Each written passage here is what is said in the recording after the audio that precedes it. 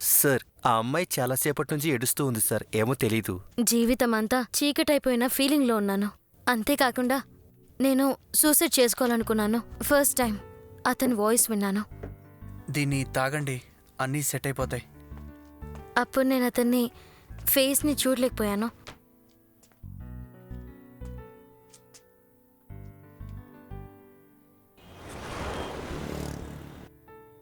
ఒకరోజు ట్రాఫిక్ డ్యూటీలో ఉన్నప్పుడు ఫర్ ద ఫస్ట్ టైం అతని ఫేస్ని చూశాను.